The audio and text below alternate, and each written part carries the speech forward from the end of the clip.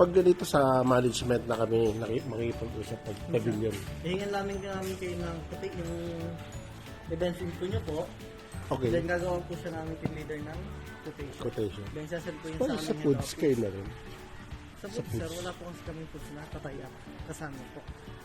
Ah, ganun. Yes po. Bali, yun Kami- po talaga namin bench. Kami pa ang magpo-provide nun. Ganun. Yes, sa inyo na po yung mangyayari yun. Sa catering. Pero, kung kayo na po yung mga ipag-usap doon sa catering mismo. Ah, okay. Bibigyan na po namin sa inyo yung details po. Oh, okay. Kasi ito po yung mga rates namin. Separate payment po sa entrance. Carousel Ah, po ito. per head. Mhm. Lighting po ay 50 per head. Then regarding po sa location po ng event, ito po na future. Ah, dito. Pavilion Hall po. Kunwari, kung events, tapos naka-check-in, libre na sa pool yun, di ba? Depende sir. Kasi yan sir, pwedeng events lang kunin nyo, pwedeng with swimming. Ah, ganun. Kasi kung hall lang talaga sir, Iba pa yun. iba po po yung payment niya. Kung sasamahan po natin ng with swimming para sa lahat ng pool, mas malaki po yung quotation na. Okay.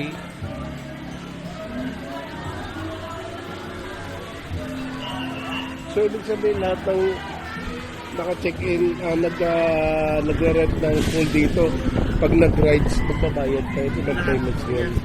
Separate po talaga ang payment ng rides po. Saan yung mga rooms nyo? Daan? Bali sa pag-visit kasi namin, may sarili siyang rooming nga lang, pag day tour lang talaga kami. From 9 a.m. to 5 p.m. wala po kami na overnight stay na ito. Saan yung kinikater yung mga ano nyo? Pwedeng makita. Masilip lang.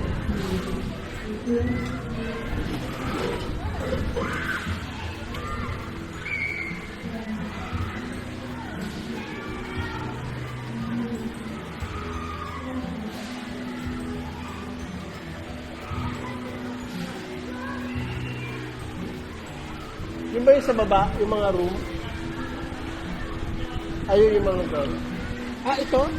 Talaga kasi kasama ang rooming sa Pavilion Hall.